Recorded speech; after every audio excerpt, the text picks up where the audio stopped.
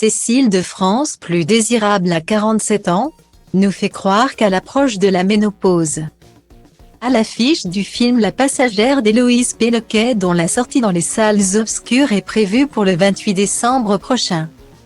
Cécile de France continue sa tournée promotionnelle, dans ce long-métrage comportant de nombreuses scènes érotiques.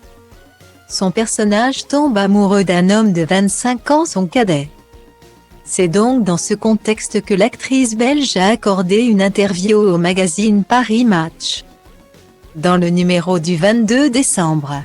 L'occasion pour elle, qui a récemment affirmé ne plus être dans les normes de beauté avec son corps de femme de 47 ans.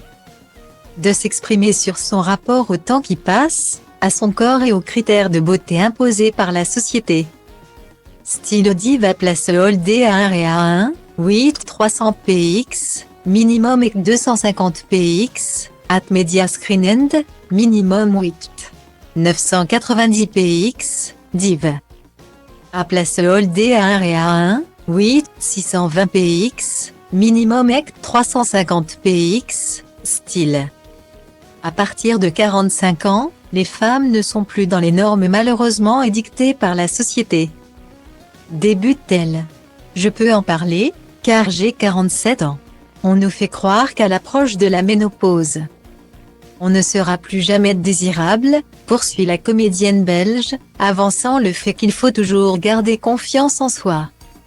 Il y a, d'un côté, cette vision de la société, de l'autre, le rapport que l'on entretient avec son corps.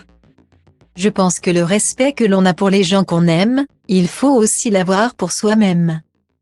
Personne ne dira à sa meilleure amie qu'elle a les fesses qui tombent ou qu'elle a pris du ventre.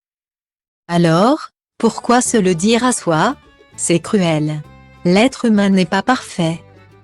Même si la société veut nous imposer la perfection, développe-t-elle?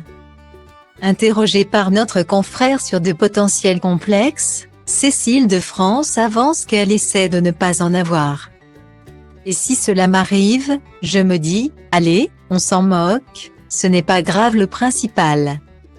C'est de bouger, d'aller marcher 1 heure par jour, pour faire circuler les énergies. Le meilleur remède pour le corps et le moral. L'être humain, ancien chasseur-cueilleur, n'est pas fait pour être affalé dans un canapé, mais plutôt pour grimper aux arbres. J'écoute mon corps dans ce qu'il a de plus ancestral, conclut l'actrice à ce sujet, qui ne compte manifestement pas se laisser atteindre par quelque critique que ce soit.